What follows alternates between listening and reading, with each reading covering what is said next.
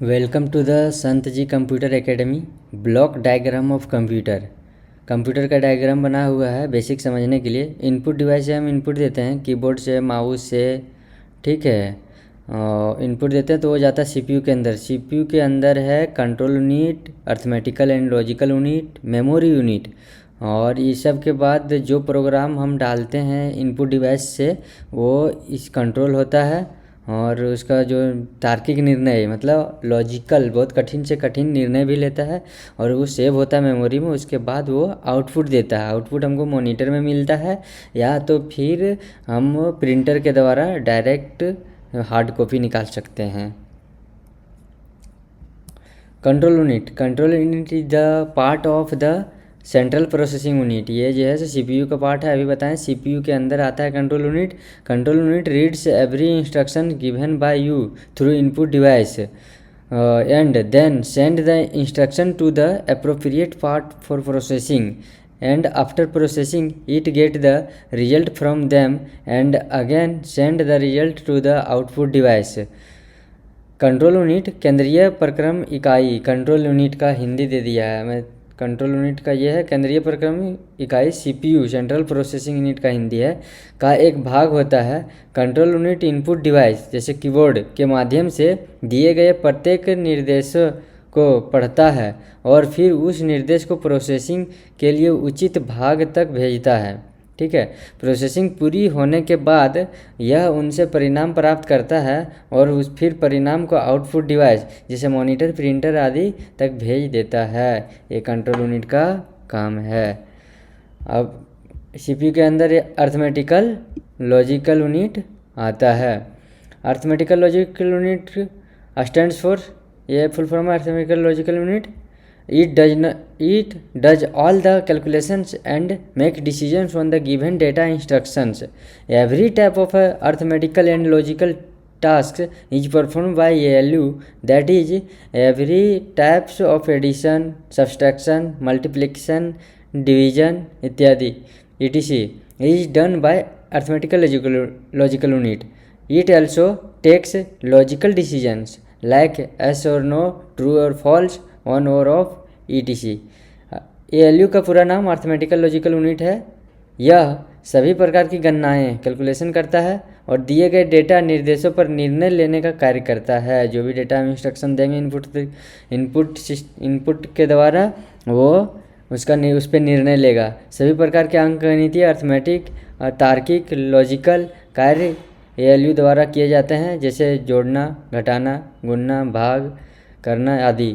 यह तार्किक निर्णय भी लेता है जैसा हाँ या ना में जवाब देना। जैसे कि कोई सवाल पूछे कि क्या यह किताब है तो वो बोलेगा हाँ या ना, जवाब ऐसे नो में दे देगा, सही या गलत, ट्रू या फॉल्स, ऑन या ऑफ आदि। अर्थमेटिकल लॉजिकल यूनिट का काम है तार्किक डिसीजन लेना। Memory is an important part in ये कंप्यूटर सिस्टम। मेमोरी जो है तो ये कंप्यूटर सिस्टम का बहुत महत्वपूर्ण हिस्सा है, भाग है। Data and programs are stored in memory before any operation. किसी भी कार्य को करने से पहले डेटा और प्रोग्राम मेमोरी में संग्रहित किए जाते हैं। जो भी इंस्ट्रक्शन हम इनपुट डिवाइस द्वारा देंगे वो मेमोरी में जाके सेव होगा। Input device send data and instruction to CPU which are first stored in memory and then processed by the control unit.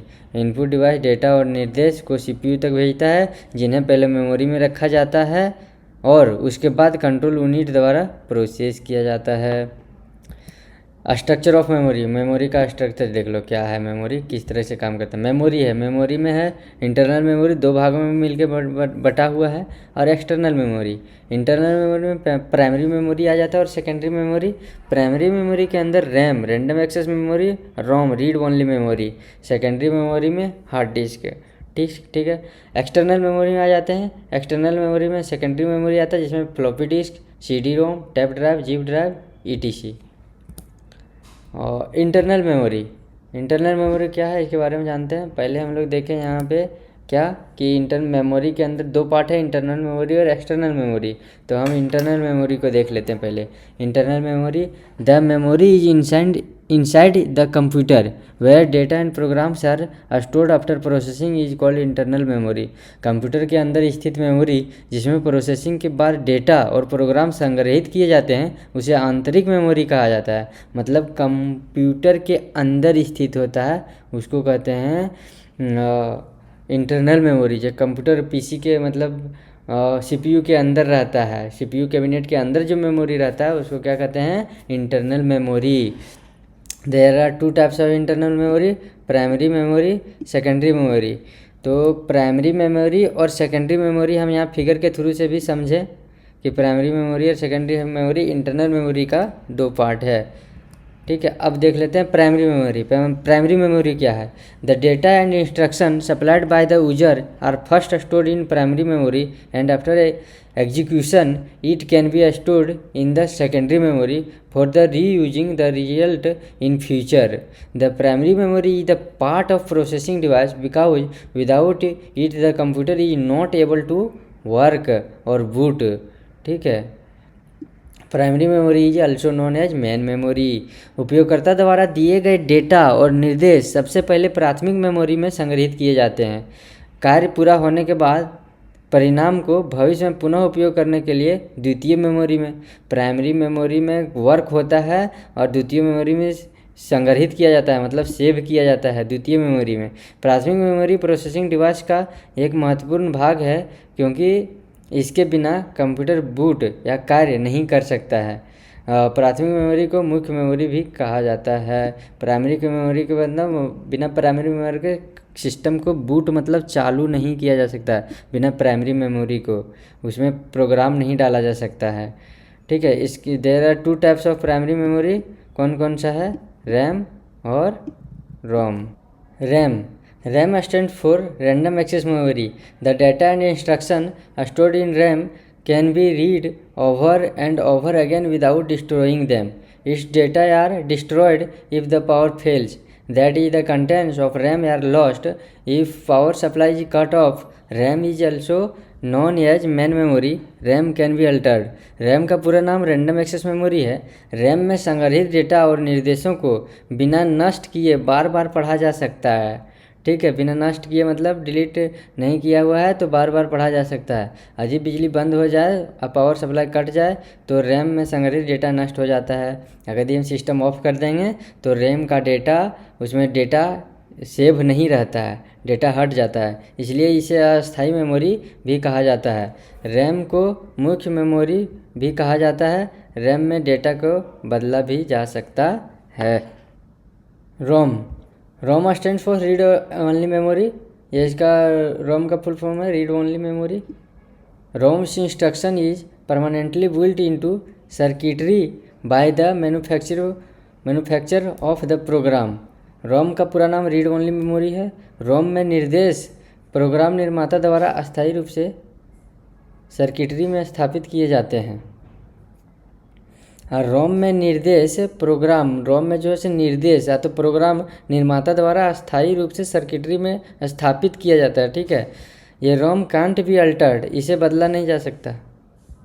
It is permanently built in memory, यह एक अस्थायी memory होती है। ये मेमोरी होती है अस्थाई, इसको बदला नहीं जा सकता है। When the power is lost the contents of ROM can't be lost. इस जब लाइट कट जाता है या तो सिस्टम हम बंद करते हैं तो इसका जो है सो कंटेंट, इसका जो क्या कहते हैं अस्थाई मेमोरी होती है। बिजली बंद होने में रोम डेटा नष्ट नहीं होता है इसका। Check the hardware parts connection using ROM, hardware भागों के कनेक्शन की जांच करने में सहायता करता है। एग्जाम्पल है जैसे कीबोर्ड कनेक्ट है कि नहीं, माउस कनेक्ट है कि नहीं, हार्ड डिस्क कनेक्ट है कि नहीं, उस कनेक्शन को जांच करने में सहायता करता है कौन? रोम। सेकेंडरी मेमोरी, अब आ गए हम लोग सेकेंडरी मेमोरी में। कहाँ आ गए? Secondary memory. प्राइमरी मेमोरी तो हम लोग पढ़े, secondary memory. The secondary memory is basically use to store every data, मतलब सभी प्रकार के डाटा को ये अपने संग्रहित करता है, मतलब सेव करता है।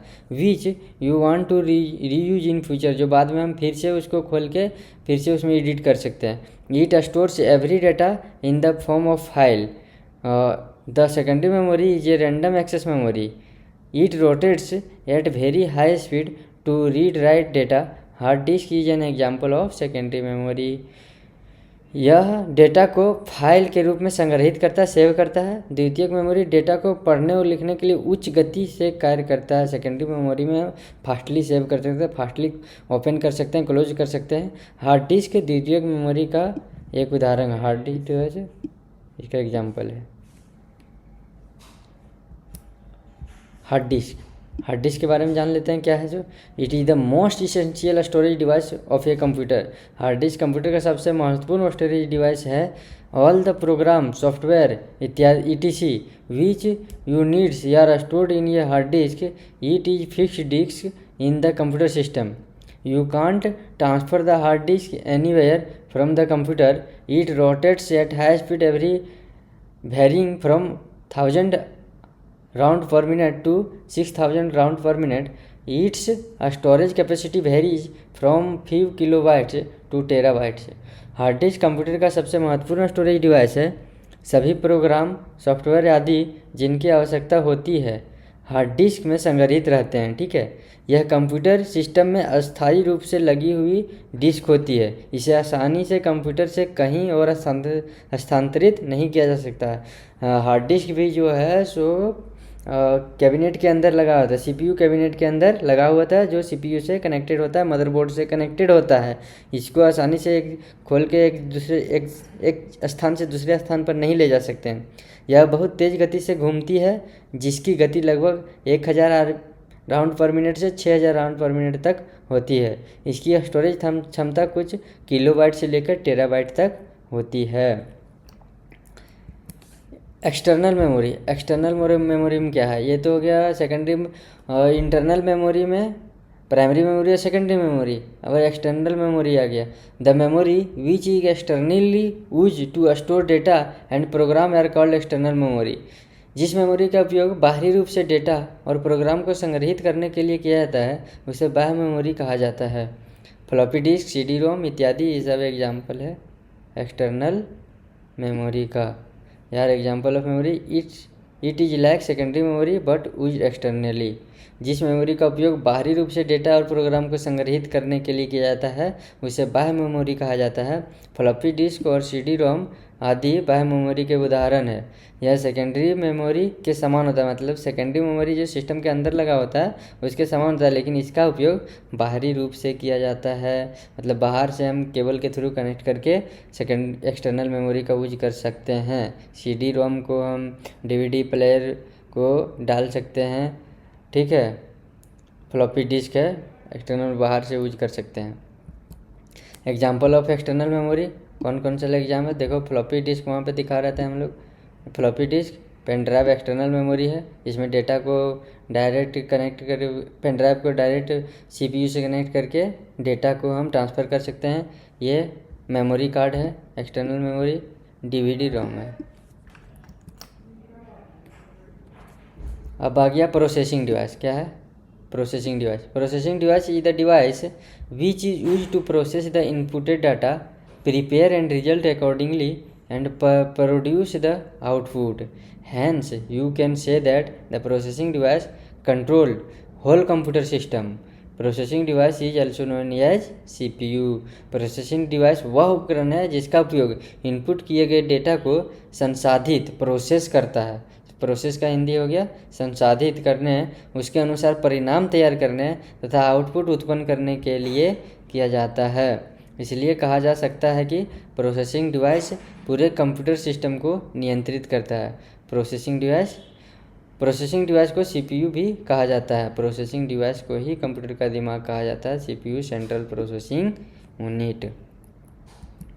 क्वेश्चंस, आज की क्लास के सारे क्वेश्चंस यहाँ दिए गए हैं, जिसे आप कमेंट सेक्शन में सॉल्व करके कमेंट कर सकते हैं। फर्स्ट क्वेश्चन ये है, what is control unit. Second question है, how many types of internal memory.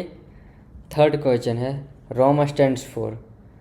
Fourth question है give two example of external memory. Fifth question है define processing device. Dasant ji computer academy हमारा लोकेशन है Dasant ji library COD Giridih near Giridih college मोड़। यहाँ पे offline classes चलते हैं कंप्यूटर के कोर्सेज का। आप जो भी स्टूडेंट गिरिडीह के लोकल हैं जिसके पास कंप्यूटर की सुविधा उपलब्ध नहीं होगी वो आके यहाँ पे प्रैक्टिकल क्लास कर सकते हैं। तो हमारे यूट्यूब चैनल के ज़रिए फ्री में यूट्यूब पे वीडियो देख के क्लासेस में हमारे सिस्टम में प्रैक्टिकल कर सकते हैं। धन्यवाद।